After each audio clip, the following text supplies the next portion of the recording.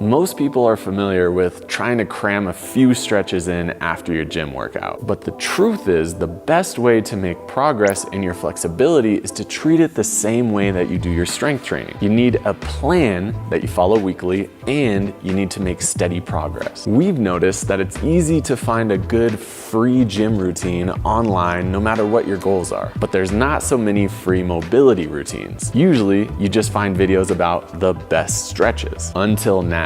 This is a full weekly mobility routine that you can start following right now, whether you're in the gym or at home. And to make it easy, we even made a free PDF guide that you can reference for this program. So let's jump in. Before we get to the plan, let's talk about who this is for. This is designed for anyone to make flexibility gains as long as you're healthy. Whether you're really stiff, decently flexible, young, old, you can still make progress with this routine because we'll show how to scale each of these exercises to your level. Now, I do want to stress the word healthy. This is not designed to get you out of pain or fix anything. Consult a medical professional if you're in that situation. This routine is divided into 2 days, mobility A and mobility B.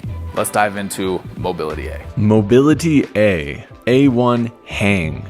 Grab onto a bar, relax the shoulders, and let the torso be pulled down. Feel like your shoulders are being dragged upwards towards your ears while the rib cage is going down to the ground. Settle in and breathe. Your grip will be challenged. If this is too intense in the beginning, let your toes give you support on a surface. When you've mastered the 2-arm hang, you can graduate to 1-arm hanging, which will be much more intense, so take it slowly. A2 squat. Lower your heels down as low as you can go with your heels flat on the ground. If you can't get your hips as low as your knees with your heels flat, place something under your heels for elevation. Try to relax into this bottom position. As you get more comfortable, feel free to press the elbows against the knees, prying the hips outward.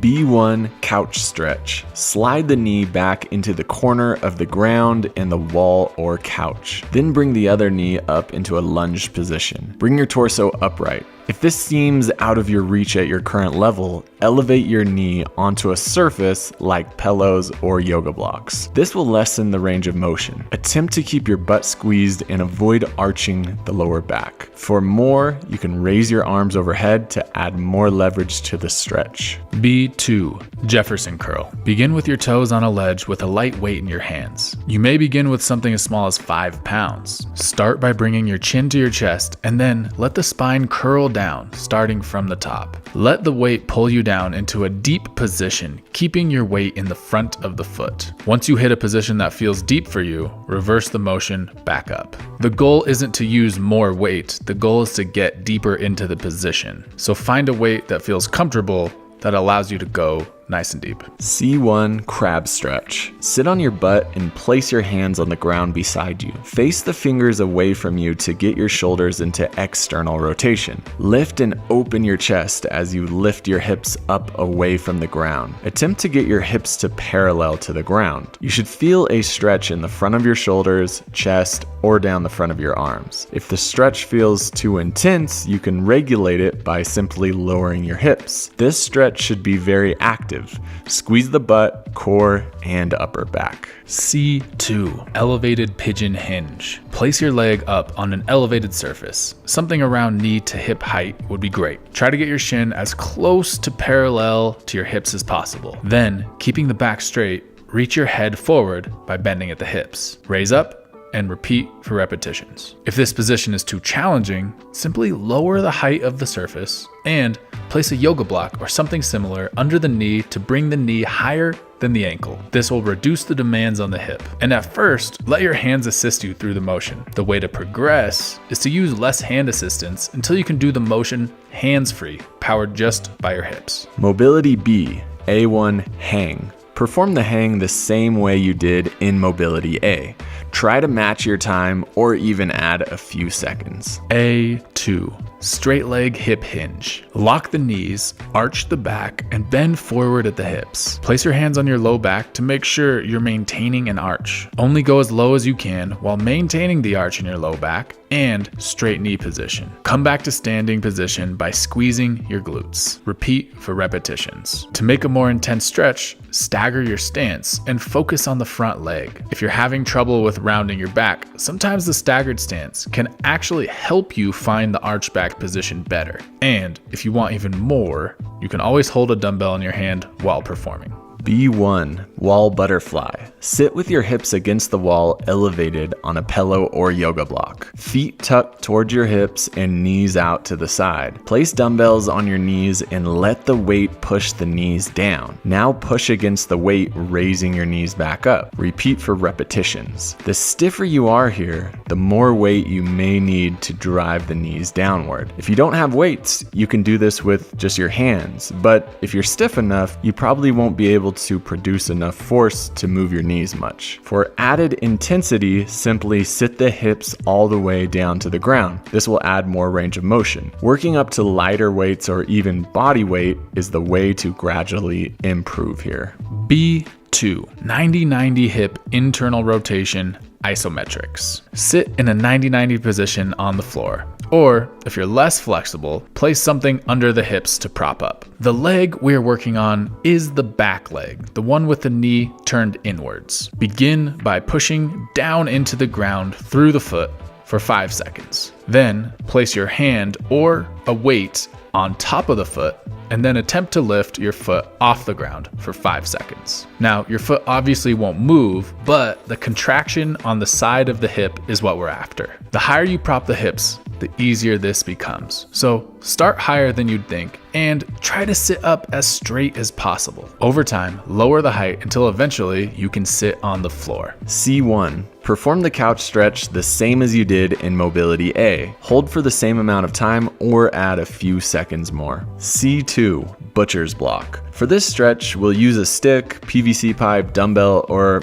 in a pinch, you can even grab a water bottle. Grab the stick with your hands outside of your elbows. From a kneeling position, place your elbows down on a weight bench or a knee-height surface. Keep your knees under your hips. Pull your hands back towards your upper back and let the chest fall downwards. Keep your body in a flexed position with core engaged and shoulder blades protracted. Resist the urge to retract and raise the shoulder blades. A good goal is to get your upper arm in line with your ear while staying hollow. For added intensity, bring your knees back behind your hips. Lifting onto the feet is the most advanced variation. So here is your weekly routine that will show on the screen right now. Take a screenshot and refer back to this video to make sure that your form is correct. If you're unsure of how to read this programming, then make sure to download the PDF where we'll give more instructions on how to use this. It's important to understand that this type of mobility training is much more potent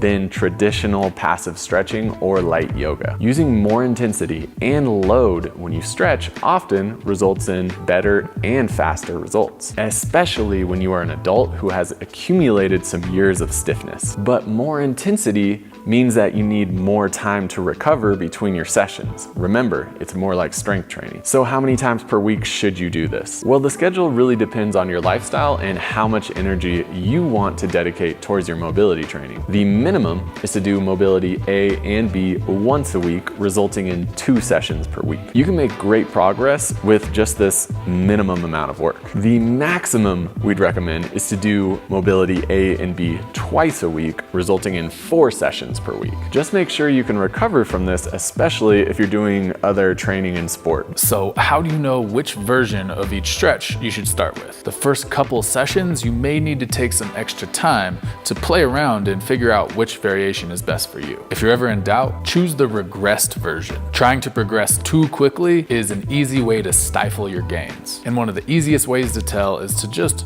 follow the feeling of the stretch. If you're getting a good stretch, you're probably in the right place. If you try the next progression and you don't feel as much stretch, then you're probably not ready for that progression. A quick way to tell if a stretch is too intense is to check in with your breath. If you feel yourself tightening up, try to relax, calm your breath, breathe into your belly. And if you can't, then that stretch is too much for you. Now remember, stretching, just like strength training, is all about making progress. Accumulating more time in a stretch is a great way to make progress. So Start with 30 seconds and then try to add 5 to 10 seconds each week. Another way to make progress is to move on to harder variations. But don't rush this. You'll know when you're ready. And when applicable, you can add more intensity or load to a stretch by having more weight or just changing the body position to make it more intense. And finally, a subjective measure of progress is just paying attention to how a stretch feels. If a couch stretch for 30 seconds used to feel like your thigh was going to explode,